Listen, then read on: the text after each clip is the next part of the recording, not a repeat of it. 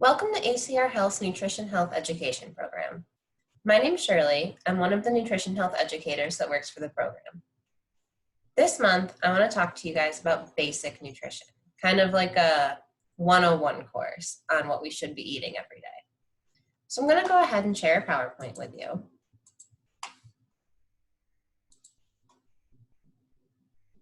Okay.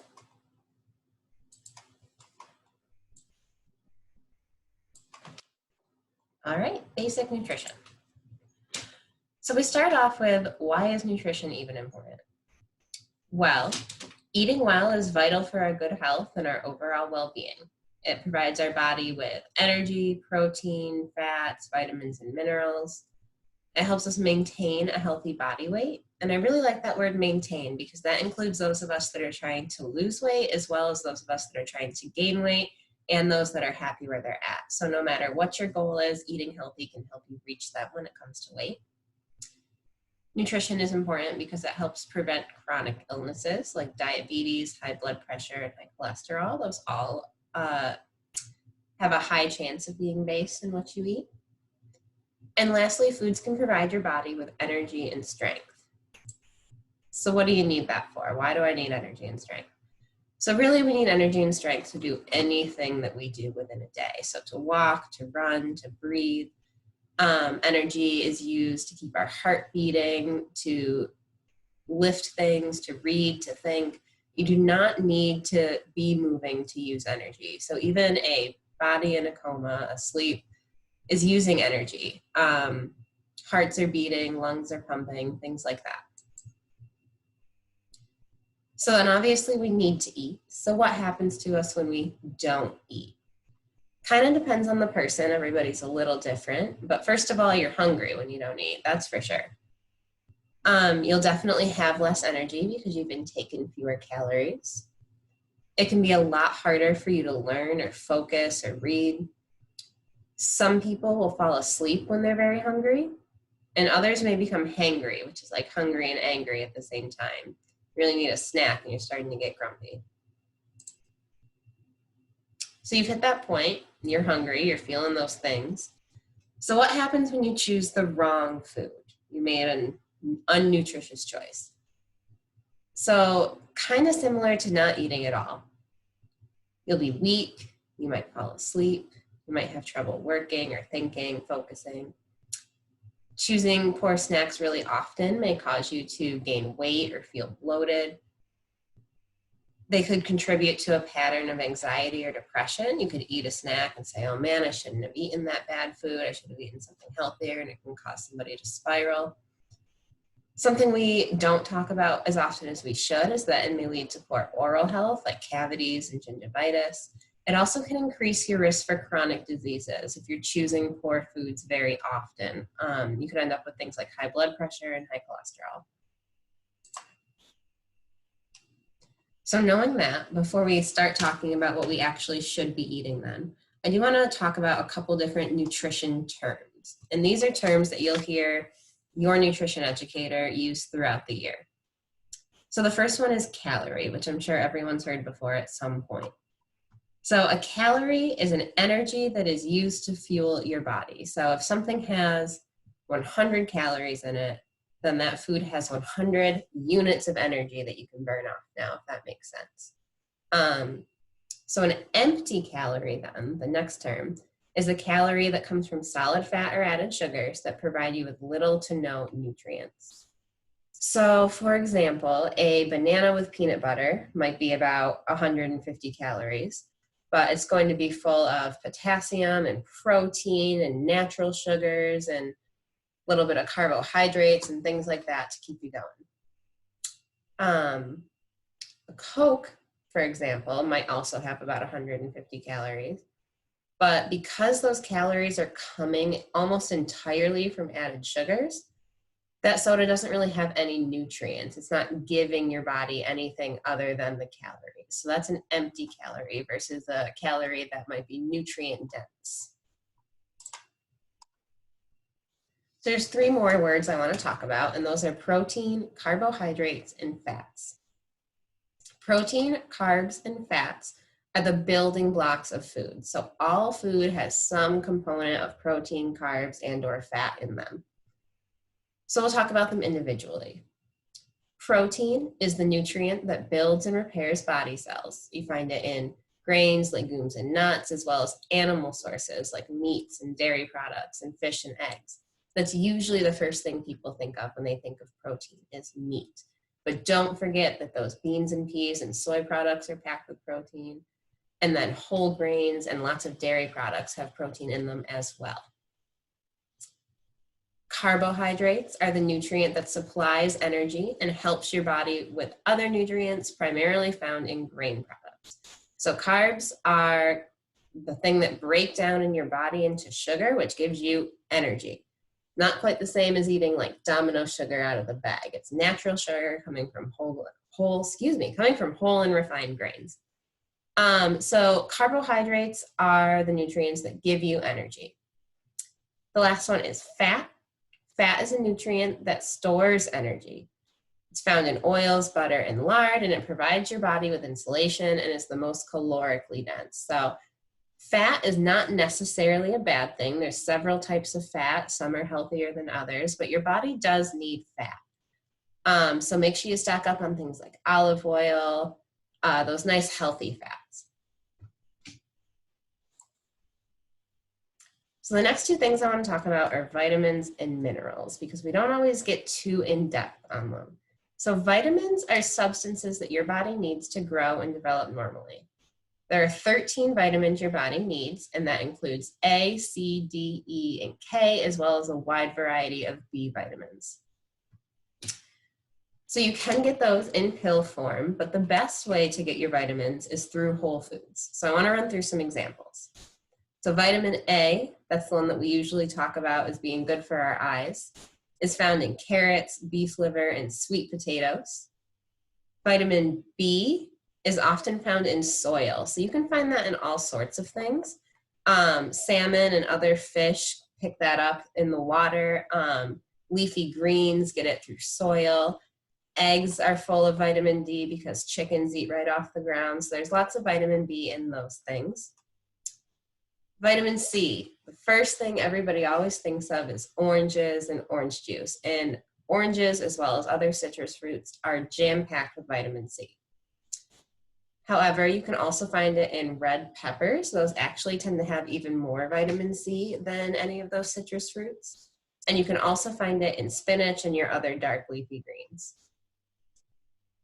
Vitamin D, you can find in milk and the sun, might be two of the very first things you think of, but you also can find it in tuna and shiitake mushrooms as well as other mushrooms.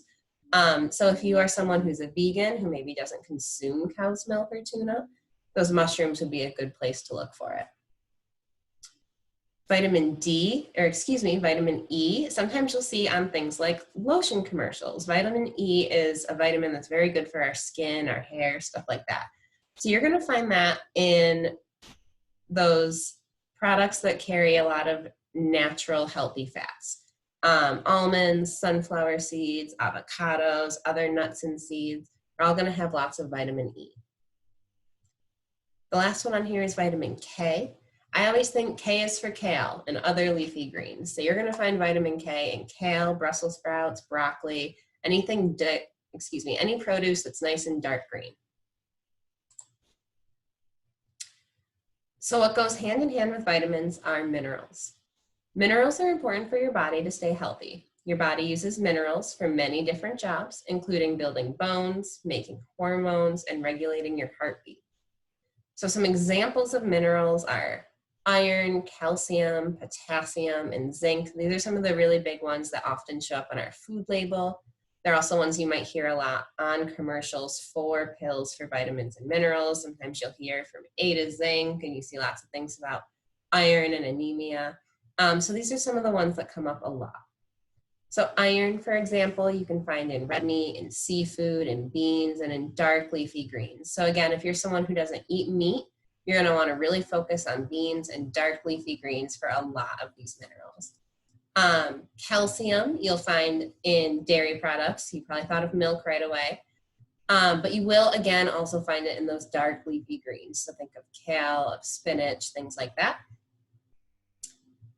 Potassium.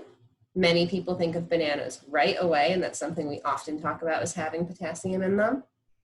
But also potatoes, especially with the skins. And again, dark leafy greens are going to have lots of potassium.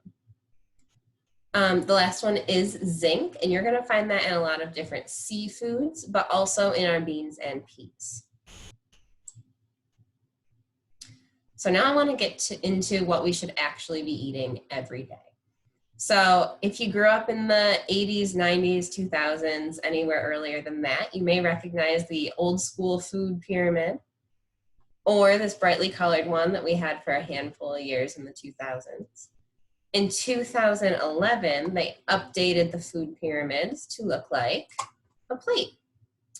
So this is the My Plate. It was put out in 2011. It's a really nice depiction of what we should be eating every day. So you can visualize a plate.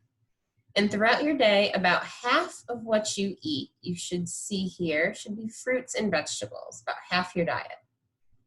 About the other half of your diet can be your grains and your proteins. You want at least half of the grains you eat to be whole grains. So if you really only like white bread, but you really like brown rice, try and mix and match those choices so half of your grains have been whole. For proteins, you really want to do your best to focus on lean proteins. So if you do eat meat, that would be poultry or maybe fish. Otherwise, it would be beans and peas and legumes, seeds and soy products, stuff like that. Up in the corner, we have the dairy group. We just get about 3 cups of dairy a day. They chose to put it up here on the side because it's very easy for the average American to visualize a glass of milk on the side of their plate. However, it doesn't have to be there. You could always take the dairy group and come over here and sprinkle cheese on top of your vegetables instead of having a glass of milk. You can always put, if you have a protein that's stuffed with cheese and vegetables, that might move around, stuff like that. So it doesn't have to be in liquid form, just a nice way to visualize it.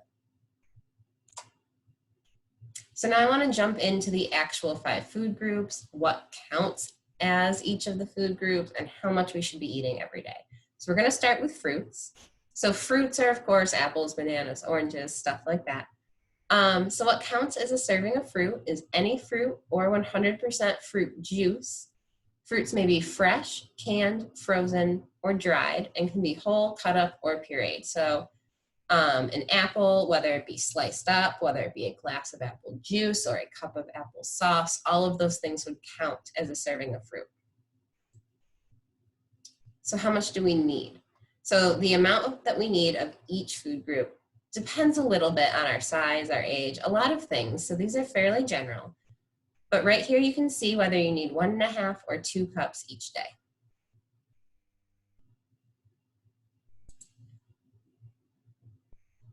So vegetables. Any vegetable or 100% vegetable juice counts as a member of the vegetable group. Vegetables can be raw or cooked, fresh or frozen, canned or dried, and they can be whole, cut up, or mashed. So I'll pick on carrots and tomatoes, whether you eat them whole and raw, or if you juice them into a vegetable juice, whether you chop them up, put them in a soup, doesn't matter how you eat them, they still count as a vegetable.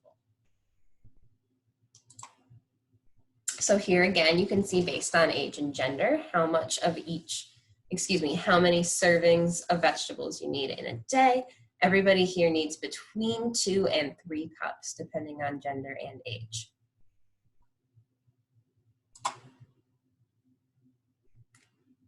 Thirdly, we have our protein group. Protein can get a little bit complicated. So usually when you hear the word protein, the first thing you think of is meat. That's the most common. So any red meat, poultry, and seafood are all going to have lots of protein in them. However, there's also beans and peas, eggs, soy products, nuts, and seeds. Those are all in the protein group. So beans and peas, you will notice, also count as vegetables. So it's very possible, to have a large portion of a bean dip and have that be on your plate as both your vegetable and your protein, depending on the serving size. So that is just fine. So these are the foods that are the most rich in protein. So how much do you need? So unfortunately, protein we tend to talk about in ounces, which can be difficult because when you're sitting at home, you don't always have a food scale sitting around to help you decide how many ounces things are. So first, take a look at this and see based on your age and gender about how much protein you need in a day. Most people need between 5.5 and 6.5 ounces, so it's a fairly small window. Protein is a group that tends to be overeaten, so you really want to watch your protein portion sizes. So how do you do that? Here's a little bit of help considering the meat recommendations are usually given in ounces. So meats. So you really want to think about a small steak, like a very small one that's packaged in the store, is usually about 4 ounces. So that can be a good portion of your day. One small lean hamburger is usually more like 2 to 3 ounces, depending on how small it is. A poultry, so if you can picture a chicken breast and then cut it in half, that's about 3 ounces. So for some of you, that's about half your day. Seafood, so 1 can of tuna is usually about 4 ounces. If you need to picture just 1 ounce, picture a medium-sized shrimp. You can picture the little cocktail ones. We have jumbo shrimp. Then there's that middle size. Those are usually about 1 ounce a piece. Eggs, 1 medium egg, doesn't matter the color, is usually about 1 ounce. And beans and peas, half a cup of a soup that's based in beans or peas usually equals out to about 2 ounces of protein. When you're eating a burger patty or a false meat, usually about 1 small size burger patty, same as the meat category, would be about 2 to 3 ounces again. So then we have dairy. Dairy is another one that can get a little messy. So typically when we think of dairy, we think of milk, cottage cheese, yogurt, regular cheese, ice cream, and those are all in the dairy group. They're typically made with cow's milk and processed, and that's what we end up eating. However, there are also foods in the dairy group that aren't made from cow's milk. So any milk or cheese made from goat products, any soy product, any almond milk, coconut milk, any cheeses made from cashews or almonds, all of those things still count in the dairy group because they are typically still fortified with calcium. Something that doesn't count in the dairy group that you might have thought was dairy would be things that were made from cow's milk, but were processed so that they no longer really retain much calcium. So that would be cream cheese, cream, sour cream, and butter. Even though they are often made with cow's milk, they don't actually count in the dairy group because they lost a lot of the nutrition in their processing. When you're choosing dairy products, try to choose low-fat or fat-free products as often as possible. So here we have a chart depicting how many cups of dairy people need in a day. Everybody across the board needs 3 cups. They decided to measure it out in cups because typically we're thinking of liquid milk. However, don't forget that you can also measure it out in ice cream and yogurt and cheese. It does not have to be liquid dairy to count as dairy. So lastly, we have our grain group. Grains are any food made from wheat, rice, oats, cornmeal, barley, any other cereal grain, they all count. So these would be breads, pastas, oatmeals, breakfast cereals, tortillas, grits, baked tortillas, they all count as a grain. So grains are divided up into 2 groups. We have our whole grains, which are usually like brown breads, brown rices, and then we have our refined grains, which are our white breads, our white rices, our white pastas. So they're typically whole and refined are typically also phrased as brown and white. So the whole grain contains an entire grain kernel, whereas refined grains have been milled, so they have lost some of their vitamins and minerals along the way. White products still have some nutrition. They're not entirely full of empty calories, but our whole grains are typically going to have a little more. So here's a picture of that. So something you may not know is that popcorn is actually a natural whole grain. So when you look at this grain here, go ahead and picture a popcorn kernel. I think it already pretty much looks like that. So when you're eating popcorn, you've got 3 different parts. You put it in the microwave, and when it exploded, this thing you're seeing here, the whole grain, got turned inside out. So you're eating your popcorn, and on the outside, you have the smushy, white, yummy part. And that is the endosperm here, got turned inside out. That's the white part. Inside, you have the tiny hard part, not as hard as a whole kernel, but you have the teeny tiny little hard part in the dead center of every piece of popcorn, still edible.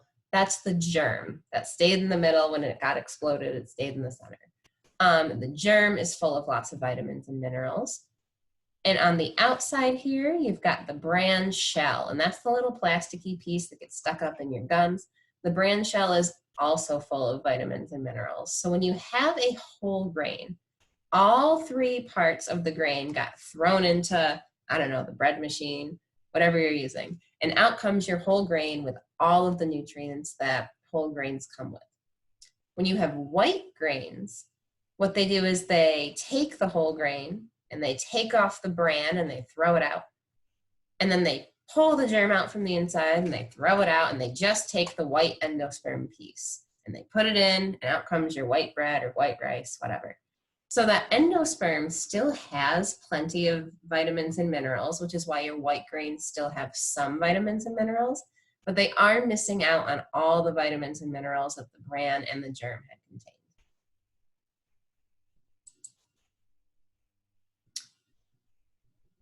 So what actually counts as a serving of grains? So a regular slice of bread, 5 to 7 crackers, depending on if they're white or brown, half a cup of cooked oatmeal, which usually equates to about a packet of oatmeal. When it comes to breakfast cereals, the serving changes a little bit. They're usually between 3/4 of a cup and a cup and a half, depending on the type of cereal. Cooked rice, you get about half a cup. For pastas, noodles, things like that, you get about half a cup as well. Throughout an entire day, everybody should be eating between 5 and 8 ounces. After adulthood, most people are in the 6 to 7 range, but older women and younger men need a little bit less and more depending. So make sure you take a look at that. So lastly, we have oils, and oils are not a food group. You will not find oils in their own section on the MyPlate. They're not something that we want to be eating lots and lots of. However, oils are part of most people's cooking pattern. They are full of healthy fats most of the time, whereas butters and lards can have less healthy fats in them. So oils are fats that are liquid at room temperature. They come from different plants or sometimes fish. And like I said, they are not a food group, but because they contain healthier fats than other things we cook with, they're still a good idea to keep in the house and use in place of those butters or lards. So the last thing I want to touch on are the official recommendations. So every 5 years, the USDA comes out with recommendations for what American citizens should be eating every day. The last time they released a new set was 2015, so the next one will come out in 2021. So currently, we want to be eating a variety of vegetables from all of the subgroups, which is kind of code for colors. Sometimes they code them by whether they're orange, they're green, they're starchy. So you want to eat a wide variety of vegetables. You also want to eat a wide variety of fruits. You may have heard the phrase before, taste the rainbow, or the more colors, the better. Basically, each color of fruit has a slightly different nutrient makeup. So if you want to get a variety of colors in, you're going to get a variety of vitamins and minerals. You want to make sure you're hitting your grain goals, and you want at least half of the grains that you're eating to be whole grains. You want your dairy products to be fat-free or low-fat as often as possible. And don't forget that that includes fortified soy products. We need to make sure we're hitting our protein goals, and you want those proteins to be lean as often as possible. So that is lean meats like poultry, seafood, eggs, and then also our animal-free products like beans and peas, nuts and seeds, soy products. And lastly, don't forget when it comes to cooking, oils are always a slightly healthier choice than butters or lards. So lastly, you want to think about sugars, fats, and sodium. So every 5 years, again, this is one of the recommendations they put out. So really you want to be consuming minimal calories per day from added sugars, minimal calories per day from saturated fats, which are the fats that tend to help increase our blood pressure, cholesterol, things like that. And you also want to consume less than 2,300 milligrams of sodium per day across the board. So make sure you're checking out your food labels and trying to choose foods that are nice and low in those things. If you have any questions, you can always call your educator at ACR Health. You're also always welcome to speak with the dietitian again. Every county in New York State has a Cornell Cooperative extension. If you just pop that into Google and your county name, a phone number will come up, and people who work in the sciences will be there to answer your questions. Lastly, on the internet, you can go to myplate.gov, USDA.gov, or the American Heart Association. All are excellent resources when it comes to nutrition. So that's everything I have today. If you have any questions about anything we discussed, please go ahead and give your nutrition health educator a call. Otherwise, stay safe, stay healthy, and we'll see you soon.